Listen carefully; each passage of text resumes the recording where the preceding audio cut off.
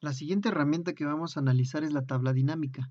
Una tabla dinámica es al contrario de una tabla estática o una tabla normal y común y corriente que tiene n número de filas por n número de columnas y ya, o igual le podemos modificar los datos dentro de ella, pero su estructura no cambia. Sigue siendo el mismo número de filas por el mismo número de columnas. En una tabla dinámica eso no aplica. Lo que aplica es que se puede transformar, se puede modificar su estructura, la cantidad de filas y columnas que tiene o la dimensión, ¿de acuerdo a qué? A ciertas condiciones y se hacen en tiempo real. Esto es sumamente útil para cuando tenemos nosotros un gran volumen de datos y queremos analizar ciertas partes o ciertos aspectos de esos datos. Y lo vamos a ver a continuación con este ejercicio. En este ejercicio nosotros tenemos una serie de datos interesante. Tenemos, por ejemplo, regiones, vendedores, importe del pedido o la cantidad que se aplicó para una venta en particular. Tenemos la fecha en que se hizo esa venta, un identificador del pedido, que es una clave nada más, y el trimestre en el que se realizó. El trimestre no está, lo vamos a calcular antes de poder comenzar el ejercicio para tener los datos completos. Bueno, ahorita vamos a eso. Primero vamos a ver cuántos datos son. Me coloco al principio de la tabla y presiono la tecla control y la flecha hacia abajo. Eso me va a llevar al final de los datos. Estamos en la fila 800, quiere decir que hay 799 registros de esta tabla. Si se fijan, ya no es una tabla tan pequeña como las que hemos estado utilizando. Y para analizarla, pues va a ser más complejo si vamos registro por registro queriendo ver qué es lo que está sucediendo, ¿no? O aplicando fórmulas en cada uno de estos elementos. No, para eso vamos a trabajar lo que es la tabla dinámica, construir tablas de acuerdo a ciertas necesidades. Antes de esto vamos a completar la tabla porque le falta ahí un dato y esto nos va a servir para repasar un poco la cuestión de las funciones y fórmulas lógicas. Lo vamos a resolver de esa manera. Aquí en el trimestre lo que debe de aparecer es, dependiendo de la fecha del pedido, el trimestre en el cual se realizó. O sea, simplemente aquí, por ejemplo, julio aplica para el tercer trimestre del año, ¿no? Los 3 primeros meses es el primer trimestre, los otros 3 es el segundo y los otros 3 es el tercero. Entonces, julio tendría que aparecer que es en el tercer trimestre. Y así, pero para que nosotros no tengamos que escribir toda esta información, vamos a generar una pequeña fórmula lógica que ustedes ya conocen. Entonces, la voy a escribir directamente y conviene que lo vayan haciendo porque este mismo archivo es el que van a utilizar para continuar con el ejercicio y que es el mismo que van a entregar en la plataforma. Comenzamos con un igual y ponemos una condición, abro y cierro los paréntesis y me empiezo con mi prueba lógica. ¿Qué es lo que me va a determinar el trimestre del año? Pues la fecha del pedido, pero no la fecha completa, sino específicamente el mes. Por lo tanto, hay una función que se llama mes, en donde yo coloco o extraigo el mes de una fecha, en este caso de esta celda, y pues la comparo. Puedo poner que si es igual a 1 sea el trimestre 1, pero me va a funcionar o me va a resultar una fórmula más grande. Entonces voy a poner símbolos de mayor que menor que. Si el mes de la celda de 2 o de la fecha del pedido es menor o igual a 3, quiere decir que entonces esto aplica para el primer trimestre. Lo voy a poner como texto. Primero. Si no es el primer trimestre, si no es menor o igual a 3, entonces pues coloco otra fórmula. Perdón, otra función. Si el mes de la celda de 2 es menor o igual a 6, entonces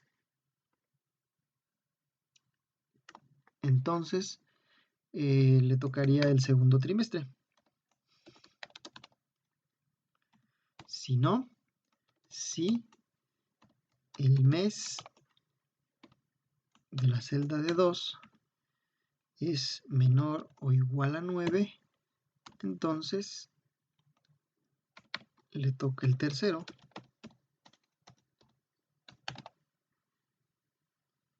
primero, segundo, tercero. Y si no, pues si ya no fue ninguno de los anteriores, es el cuarto trimestre.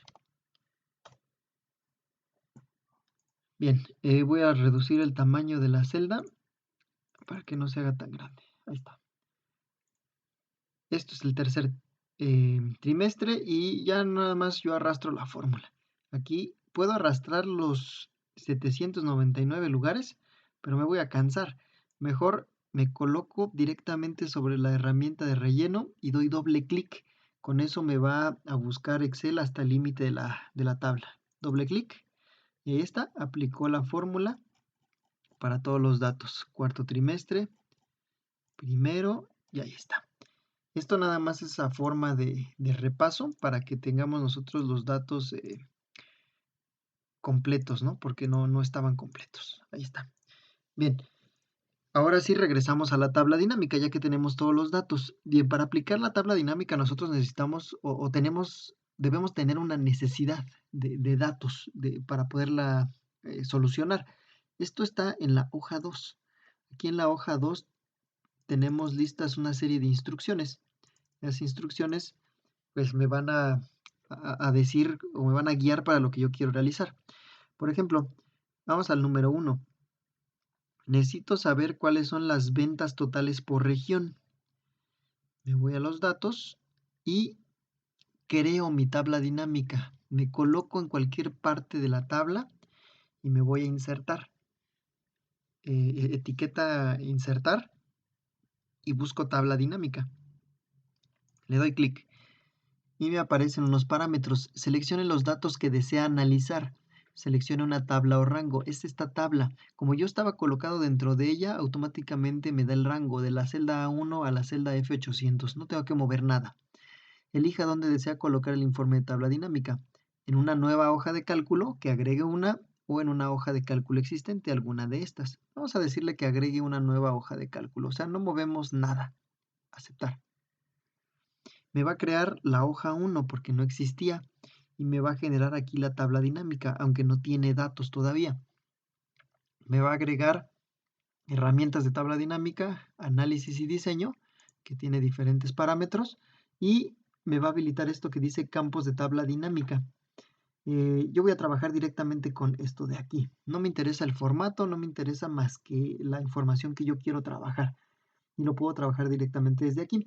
Los campos de tabla dinámica, si se fijan, son las etiquetas o los rótulos de cada una de las columnas. Región, vendedor, importe, fecha, identificador del pedido y el trimestre. Y yo puedo arrastrar estos campos a estos cuadrantes, ya sea un filtro a que se acomoden por columnas, por filas o a valores, dependiendo de cada uno de los datos que tengamos aquí. Y ahorita van a ver cómo funciona.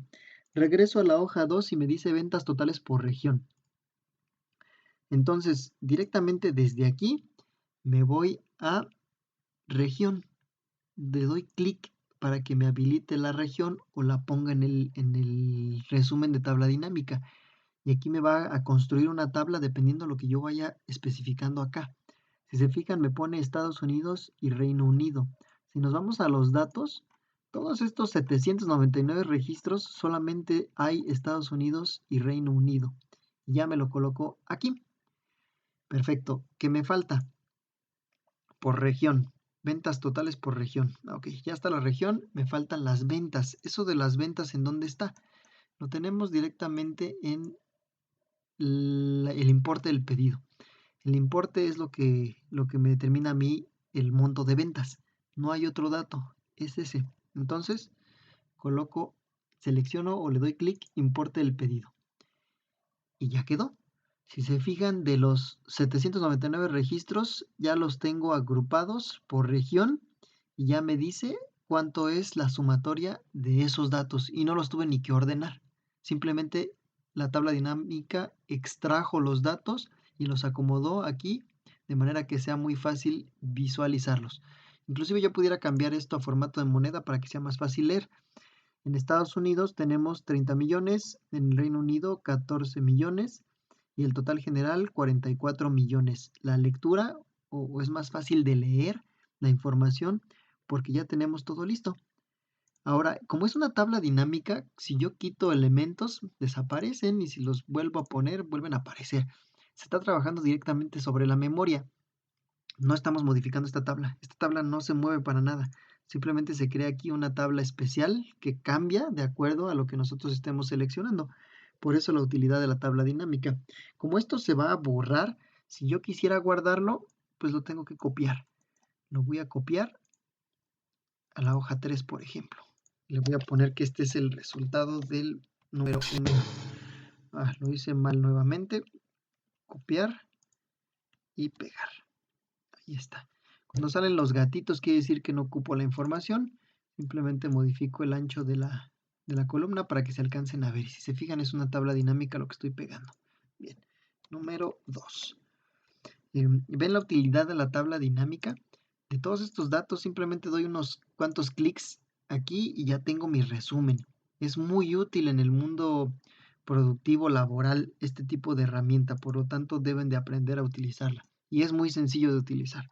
Bien, elimino estas flechitas para poder continuar con el ejercicio. Me dice ventas totales por vendedor. Yo quiero saber cuáles fueron las ventas totales, pero en este caso no por región, sino por vendedor.